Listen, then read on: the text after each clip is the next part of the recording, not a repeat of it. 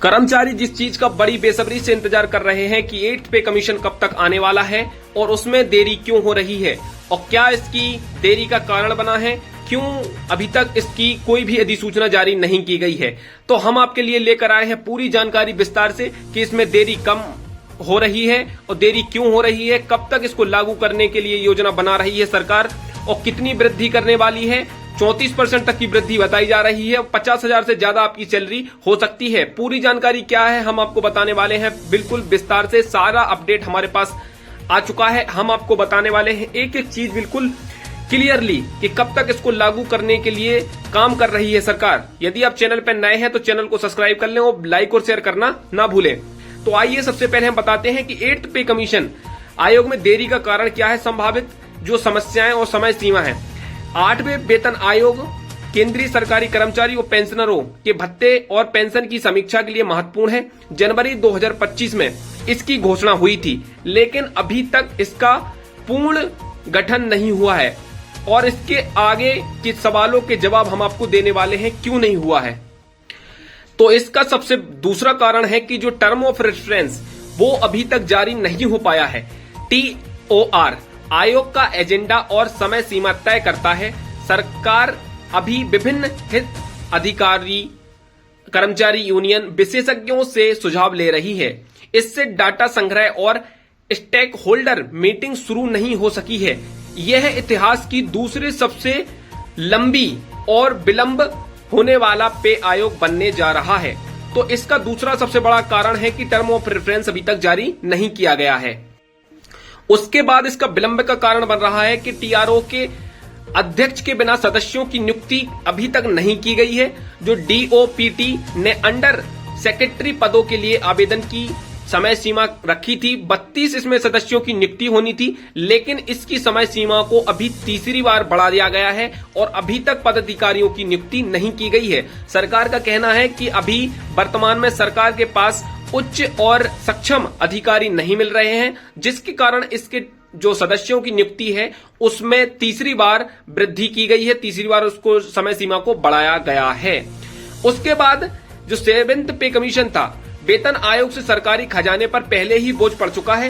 वर्तमान आर्थिक चुनौतियां, मुद्रास्फीति, वैश्विक घटनाएं जैसे ऑपरेशन सिंदूर और 2025-26 में बजट में कोई आवंटन न होना कारण है। अनुमानित जो बजट कर्मचारियों की सैलरी में 30 से 34% की वृद्धि होने वाली है, जिससे 1.8 लाख करोड़ का अतिरिक्त खर्च सरकार के ऊपर पड़ने वाला है। सरकार का कहना है कि जो 7th पे कमीशन है उससे ही पहले सरकारी खजाने में बहुत बोझ पड़ चुका है। अब 8th पे कमीशन हम इतने जल्दी लागू कर देंगे तो इससे 1.8 लाख करोड़ का सरकार के ऊपर अतिरिक्त बोझ पड़ेगा और कर्मचारियों की सैलरी में खुद कहा है कि 30 से 34% की वृद्धि करके अभी सरकार बहुत खजाने लुटने वाला है। और सरकारी विभागों का पुनर्गठन चल रहा है। नए वेतन संचालन को मंजूरी देने के लिए जो बंद विभागों के साथ तालमेल बिठाना पड़ रहा है बेकार होगा, इसलिए मैपिंग दिसंबर 2026 तक इसकी प्रक्रिया चल सकती है। यानी 2026 तक इसकी प्रक्रिया चलाई जा रही है ताकि जो बंद पड़े हुए विभाग हैं उनको तालमेल बिठाया जाए और उनको जोड़कर जो काम अधूरा पड़ा है उसको जल्दी से पूरा किया जाए, ताकि जो कर्मचारियों का 8th पे कमीशन है उसको समय पर लागू करने के लिए सरकार ये सब चीजें कर रही है। परंतु अभी तक इसकी जो अधिसूचना जारी न करना कर्मचारियों को बहुत परेशान कर रहा है। अब सरकार को चाहिए कि इसको जल्दी से जल्दी लागू करे ताकि कर्मचारी जो परेशान हताश बैठे हैं उनको इन चीजों का सामना न करना पड़े।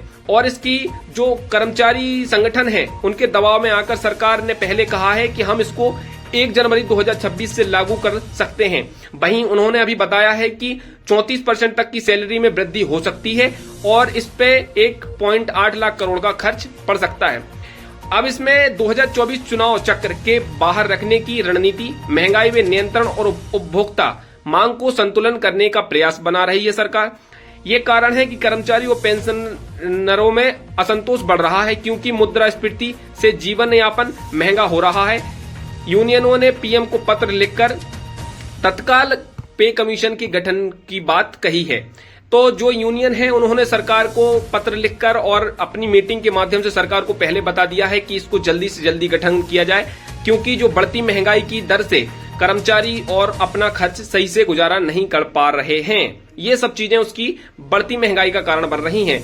और अनुमानित समय सीमा 1 जनवरी 2026 से प्रभावी होने की संभावना है, लेकिन देरी का कारण 2026 और 27 की शुरुआती तक इसको टाला जा सकता है। लेकिन कहीं कहीं रिपोर्ट की माने तो 2028 तक भी इसको टाला जा सकता है। जो कोटक महिंद्रा की रिपोर्ट थी उसमें बताया गया था कि 2027-28 तक इसको टाला जा सकता है, क्योंकि सरकार ने अभी तक इसको जनवरी में घोषणा करने के बाद अभी तक 8 महीने बीत चुके हैं, कोई भी अधिसूचना जारी नहीं की है, जिससे यह कहना भी बिल्कुल सही होगा। और रिपोर्ट जो 12 महीने और 18 महीने लगेंगे रिपोर्ट सौंपने में सरकार को, तो जून 2026 से दिसंबर 2026 तक सरकार इसकी रिपोर्ट ही सौंपती रहेगी। सरकारी समीक्षा और लागू 9-10 महीने इसको अतिरिक्त लग सकते हैं। कुल 3 से 2 साल आयोग की तरह इसमें भी समय लगने वाला है। और देरी 1 जनवरी 2026 से इसको लागू करने की समय सीमा है, परंतु अभी तक लागू ना होना इसकी देरी का कारण बनता जा रहा है, जिसको अनुमानित। और जो वेतन में वृद्धि है वो पहले ही बता दिया गया है कि 30 से 34% इसमें वेतन में वृद्धि हो रही है। और फिटमेंट फैक्टर बहुत बड़ी बात हो रही है कि 1.83 से 2.86 के बीच फिटमेंट फैक्टर लगने वाला है। और न्यूनतम वेतन जो आपका होगा 18,000 से बढ़कर 30 और 50,000 हो सकता है। ये बिल्कुल सटीक जानकारी आ रही है। पेंशन अनुमानित डीए में वृद्धि और आरए मर्जर के साथ पेंशन में वृद्धि हो सकती है। अन्य एचआरए टीए जैसे भत्तों में भी बदलाव की और सुधार की संभावनाएं बताई जा रही हैं। तो ये सब चीजें सामने निकल कर आ रही हैं। सरकार की तरफ से जो मंत्री हैं उनकी तरफ से भी ऑफिशियल जो एक प्रेस कॉन्फ्रेंस हुई थी उसमें बताया गया था कि जनवरी का जो घोषणा की गई थी 8th पे कमीशन में, उसको नवंबर और दिसंबर में उसकी आधिकारिक सूचना जारी की जा सकती है। तो आप लोगों को क्या लगता है, सरकार ने जो अभी ये बयानबाजी की है उसको एक चुनावी रणनीति मान सकते हैं, या फिर सरकार इसको पूर्ण रूप से जनवरी 2026 में लागू कर सकती है? और जो बताया गया है 30 से 34% कर्मचारियों की सैलरी में वृद्धि हो सकती है और आपकी जो सैलरी है 18,000 रुपए से बढ़कर 50,000 या 51,480 रुपए तक बेसिक सैलरी आपकी हो सकती है। जहां पर सरकार को जो खर्च रहेगा 1.8 लाख करोड़ का उनके ऊपर खर्च पड़ने वाला है। और फिटमेंट फैक्टर 2.86 के आसपास सरकार की तरफ से बताया जा रहा है। यदि यही फिटमेंट फैक्टर रहा तो आपकी सैलरी में इतनी वृद्धि अनुमानित देखने को मिल सकती है। तो आप लोग कमेंट जरूर करें कि सरकार 2.86 फिटमेंट फैक्टर लगा सकती है और 1 जनवरी 2026 से पे कमीशन लागू कर सकती है।